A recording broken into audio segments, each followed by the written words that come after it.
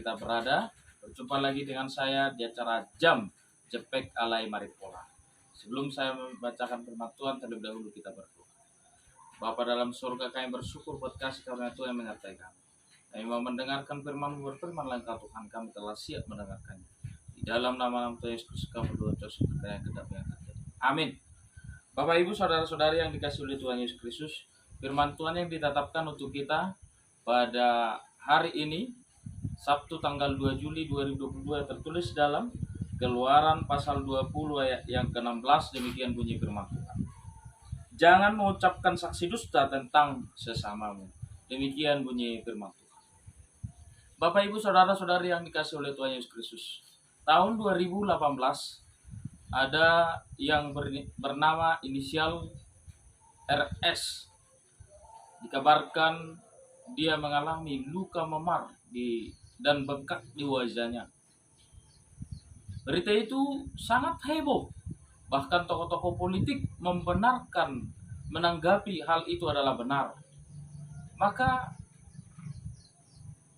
karena viralnya berita itu, polisi memverifikasi kebenaran kejadian tersebut. Dan ternyata apa yang terjadi sebenarnya, bahwa yang sebenarnya itu adalah berita hoax yang tidak benar kenyataannya, yang membuat gaduh sehingga yang berinisial RS ditangkap dan diproses hukum. Bapak Ibu saudara-saudari yang dikasihi oleh Tuhan Yesus Kristus, bukan hanya itu. Kasus kebohongan juga banyak terjadi, yaitu berdusta. Di mana ketika itu tahun 2021 di Depok yang bernama Al tentang isu babi ngepet, di mana resahnya orang-orang ketika itu karena hilangnya uang mereka. Maka bernama Al memutarbalikkan fakta dan mengatakan solusi daripada kejadian adalah tentang babi ngepet, sehingga banyak orang yang membeli secara online babi ngepet tersebut. Dan ternyata kasus itu diverifikasi tidak benar kenyataannya, sehingga Al diproses hukum dan penjara sebanyak 10 tahun. Bapak Ibu saudara-saudari yang dikasihi oleh Tuhan Yesus Kristus, itu adalah contoh-contoh kejadian nyata yang real, di mana orang berdusta di dalam kehidupannya, menyebarkan berita-berita hoax, berita bohong dalam kehidupannya. Dan inilah firman Tuhan ini berkata, jangan mengucapkan saksi dusta tentang sesama. Ini adalah satu dari 10 perintah Tuhan. Itu titah ke-9, jangan bersaksi dusta. Kebanyakan orang bersaksi dusta. Ada orang yang disebut penyakit mitamonia, yaitu penyakit kondisi seseorang yang susah tidak berbohong, selalu berbohong. Itu adalah gimana kebiasaan untuk berbohong, sifat-sifat berbohong dalam kehidupannya, bersaksi dusta.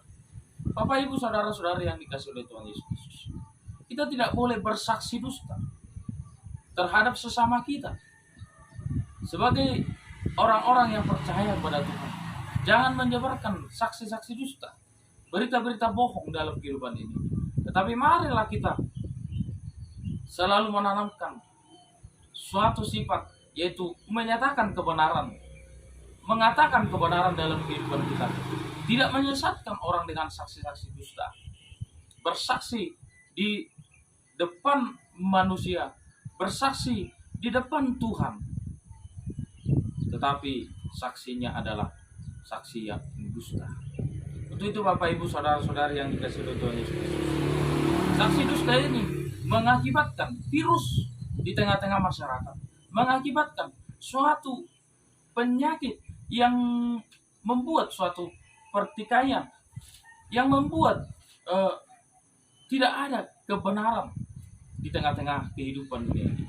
Untuk itu marilah kita menjauhkan saksi-saksi dusta itu, dan marilah kita menyatakan kebenaran dalam kehidupan kita, agar kita menjadi orang-orang Kristen yang benar, yang nyata dalam kehidupan kita, menyebarkan suatu kesaksian yang benar dalam kehidupan kita.